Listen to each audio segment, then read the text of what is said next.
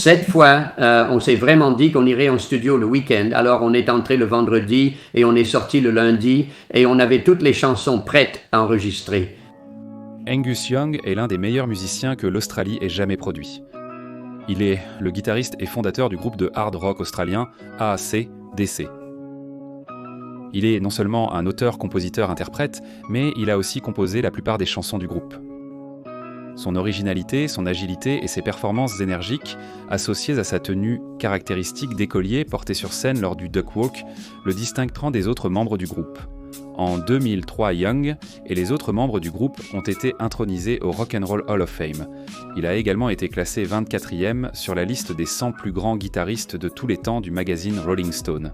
La société Gibson Guitar et Angus Young ont collaboré pour créer la Angus Young. Solid Guitar Young a créé le micro pour la guitare.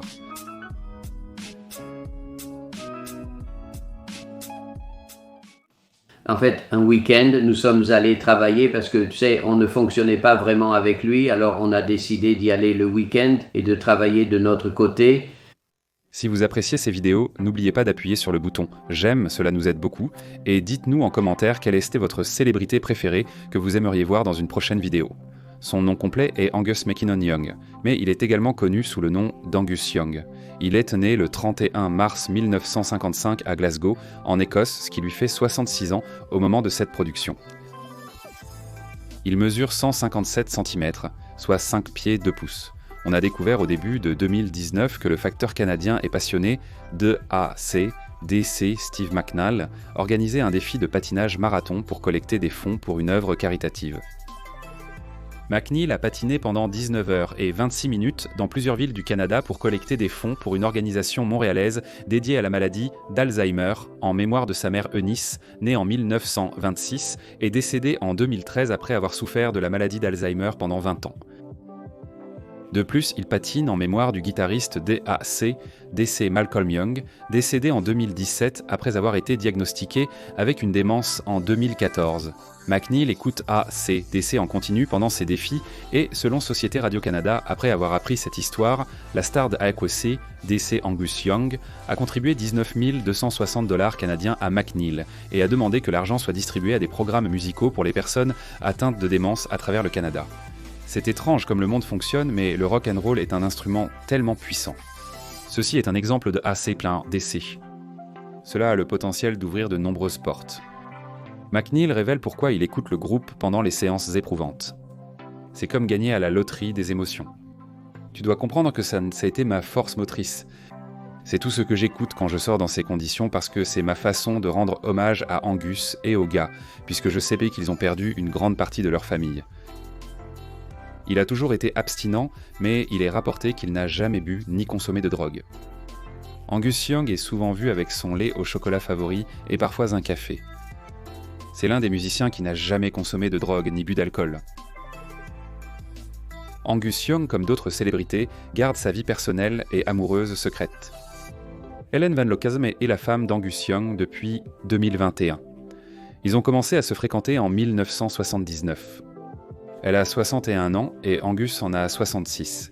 Selon les rapports, Angus Young a eu au moins une relation précédente. Il n'a jamais été marié auparavant. Angus Young et Ellen Van Lochasm sont ensemble depuis 41 ans. Et tu sais, on est passé d'une chose à l'autre si vite. Tu sais, tu étais en tournée et la minute d'après, tu te disais « D'accord, il faut qu'on fasse un album, on a ça ». Angus Young est né de William et Alexandra Young le 31 mars 1955 à Glasgow, en Écosse.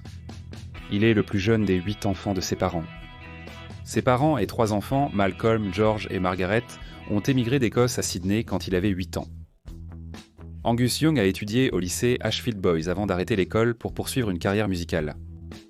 Il a commencé à jouer du banjo en tant que débutant en raison d'un manque d'argent. Plus tard, sa mère a réalisé qu'il avait besoin d'une guitare et lui a acheté une électrique d'occasion pour s'entraîner. À ce moment-là, Young avait développé un vif intérêt pour la guitare, alors il a acheté une Gibson Solid Guitar d'occasion qui était supérieure à celle que sa mère lui avait offerte. Marcus Hook Roll Band était un groupe dans lequel Angus et Malcolm Young jouaient Keroshamdusa avec leur frère George et son collaborateur musical Harry Vanda. En Australie, le projet a publié un album intitulé Tales of Old Grandaddy. Avant de rejoindre AC/DC, Angus Young était membre d'un groupe local nommé Kentucky. Bob McGlynn, Angus Young, John Stevens et Trevor James étaient les membres du groupe Kentucky. Tantrum a été formé après la dissolution du groupe avec les membres suivants: Mark Sneddon, Angus Young, John Stevens et Trevor James. Lorsque lui et son frère aîné Malcolm ont lancé AC/DC en 1973, Young avait 18 ans. Angus jouait de la guitare solo, Malcolm jouait de la guitare rythmique, Colin Burgess jouait de la batterie, Larry Van Crete jouait de la basse et Dave Evans chantait. Leur premier succès, Can I Sit Next to You Girl, a ensuite été réenregistré avec Bon Scott comme chanteur. Ils ont choisi le nom AC/DC parce que leur sœur Margaret a remarqué les initiales AC/DC à l'arrière de sa machine à coudre. Young a expérimenté différents costumes théâtraux, y compris Spider-Man et Zorro. Un gorilla. Et une parodie de Superman appelée Super A, avant d'adopter son apparence emblématique d'écolier sur la suggestion de sa sœur. Le 17 février 1975, AC/DC a sorti son premier album High Voltage. Avec les albums suivants TNT Dirty Deeds Done Dirt Cheap, Let There Be Rock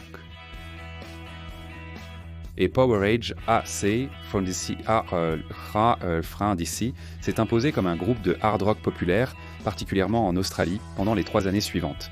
Jusqu'à ce moment, tous leurs albums avaient été produits par le frère de Young, George, en collaboration avec Harry Vanda. Highway to Hell, leur album studio de 1979, est devenu leur meilleure vente à l'époque et les a propulsés vers de nouveaux sommets de célébrité. Le groupe continuait de célébrer ses triomphes et ses réussites jusqu'à ce que le pire arrive. Bon Scott, le chanteur principal et membre essentiel du groupe, est décédé d'une intoxication alcoolique. Malgré la tristesse, le groupe a engagé un autre chanteur principal, l'ancien chanteur de Geordie, Brian John. En l'honneur de Scott, AC/DC a sorti l'album hommage Back in Black. Comme si la mort de Scott avait été un cadeau déguisé, le disque a été un énorme succès, devenant 22 fois disque de platine aux États-Unis. Non seulement Back in Black s'est vendu à 50 millions d'exemplaires, mais il est aussi devenu le 2e album le plus vendu au monde, juste derrière Thriller de Michael Jackson. Malgré leur chagrin, ce fut un succès, mais beaucoup doutaient donc que cet exploit puisse être répété. AC/DC, non découragés par leur succès, ont sorti un album suivant, Pour ceux qui vont rocker, nous vous saluons, en 1981. La situation des AC/DC a continué de se détériorer à partir de ce moment-là, et même la sortie d'albums comme Mouche sur le mur, Fais exploser ta vidéo et Coup de commutateur n'ont pas pu sauver le navire en perdition jusqu'à la sortie de Le Fil du Rasoir en 1990. Le Fil du Rasoir a relancé le groupe en tant que groupe de rock le plus reconnu d'Australie. L'album s'est vendu à environ 12 millions d'exemplaires, lui valant 5 certifications multiplatines aux États-Unis. Ball Breaker, Stiff Upper Lip, Black Ice et d'autres albums ont également été publiés par le groupe depuis. La majorité des membres de AC/DC ont pris leur retraite, soit volontairement, soit pour des raisons personnelles. Malcolm Young a quitté le groupe en raison de problèmes de santé. Donne-moi une cassette de ce que tu as préparé, tu sais. Il l'a reçue rapidement, en quelques jours, puis il a dit « D'accord, on se retrouve à… » Londres. Angus Young a été un guitariste très bien payé au sommet de sa carrière et a gagné plusieurs millions de dollars grâce à ses performances magiques. En parlant de sa valeur nette, en 2021, Angus Young avait une valeur nette de 160 millions de dollars. Il a généré sa richesse grâce à sa carrière de guitariste et aux royalties. Son groupe a sorti 15 albums studio et beaucoup d'entre eux ont reçu une réponse très positive du public. En 2007, Angus et Helen ont construit une résidence de 3 étages dans la ville natale d'Helen, Alton, un petit village néerlandais. Le manoir valant plusieurs millions de dollars comprend un studio d'enregistrement, plusieurs chambres d'amis et une vaste pelouse. Les Young possèdent également une propriété dans le quartier de Kangaroo Point, à Sydney. Les voitures suivantes appartiennent à Angus Young, une Ferrari de 1962,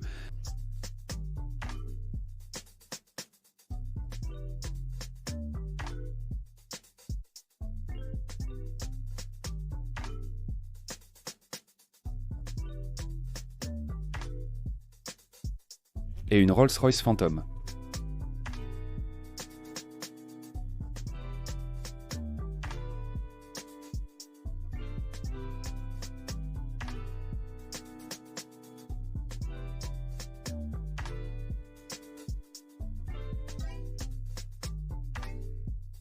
Une Ferrari 599 Gran Turismo Berlinetta Fiorano.